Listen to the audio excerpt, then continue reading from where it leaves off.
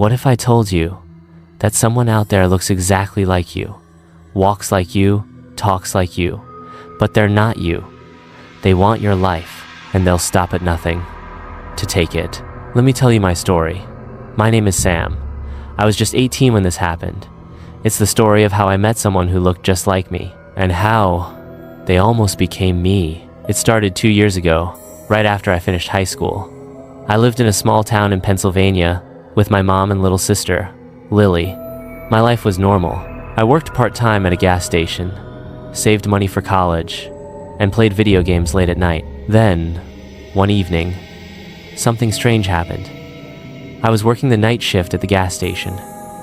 Around 11 p.m., the store was empty.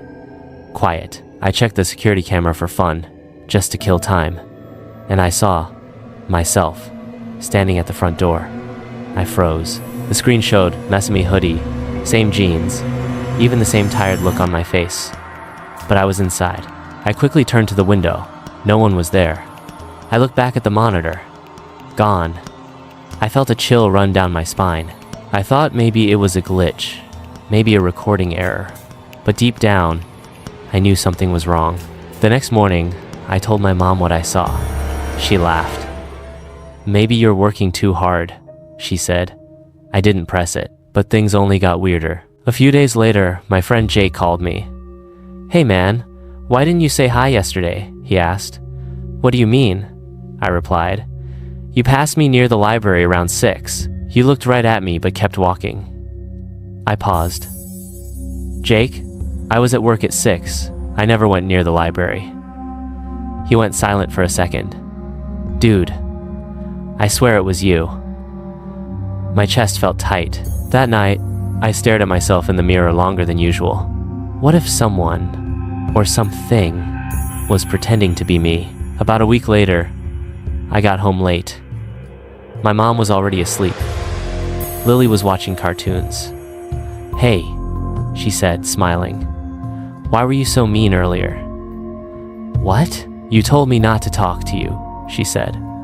"You came into my room and said, 'Don't speak to me again. Ever.'" I stared at her. "Lily, I just got home. I've been gone all day." She frowned. "But you were in the hallway. You even had your blue jacket on." I felt sick. That was the jacket I had in my car right now. That night, I set up a camera in the hallway. I had to know the truth. At 3:12 a.m., the motion alert woke me up. I checked the video. What I saw made my blood run cold. There I was, walking down the hallway, slowly, silent, wearing my blue jacket. I stopped in front of Lily's door, stared at it, then smiled. A wide, fake smile, and walked away. I ran out of my room with a baseball bat. Nothing. The hallway was empty. After that night, everything went downhill. People around town started acting weird toward me. My manager at work asked why I cursed at a customer. I didn't. My neighbor said I ignored her when she waved. I wasn't even home. One night, I saw him, my double, across the street, standing under the streetlight, watching my house. I ran outside. He didn't move. I shouted, "Who are you?" Still nothing. I stepped closer, but as soon as I did, he smiled and whispered something. I couldn't hear it clearly, but it sounded like, "You're late." He turned and ran. I chased him into the woods. Branches scratched my arms. My breath got heavy, but I never caught him. He vanished. I needed answers. I started searching online. That's when I found it. A word. Doppelgänger. A spirit or creature that looks exactly like you, but it's not human. A bad sign. A warning. Some say seeing yours means death is near. Others believe it's trying to replace you. That night, I dreamed I was buried alive. And when I woke up, I saw muddy footprints in my room. I knew then he was close. Too close. I came up with a plan. I left home, told my mom I was sleeping at Jake's house, but I stayed nearby, hiding across the street, watching my own home. At 2:47 a.m., he showed up, walked right up to my front door. used a key. My key. He went inside like he lived there, because he wanted to. I waited 5 minutes. Then I ran in. Quietly. I heard footsteps upstairs. I followed. The sound came from my room. I pushed the door open, and there he was, sitting on my bed, wearing my clothes, looking through my journal.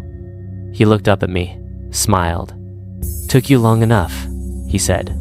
"Who are you?" I asked. He laughed.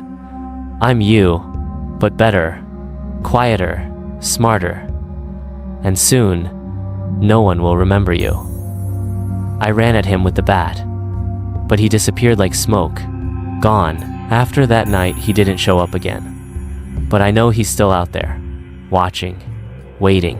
I moved to another state, changed my name, cut my hair. But sometimes, people still say they saw me when I wasn't there. My old manager swears I visited the gas station last month. My mom says she got a call from me, though I never called. Lily says she sees me in her dreams, standing at the foot of her bed, smiling. And every now and then, I wake up and see muddy footprints by the window. He's still trying, still waiting, and I fear one day he will succeed, and I'll be gone. But no one will know, because he'll look just like me, talk just like me, and live my life like I never existed. So if you ever see someone who looks exactly like you, run. Don't speak. Don't blink. Just run. Because they're not you. They're your shadow, and they're here to steal your life. A doppelganger doesn't just mimic your face, it mimics your soul. And once it takes your place, no one will even remember you were ever here.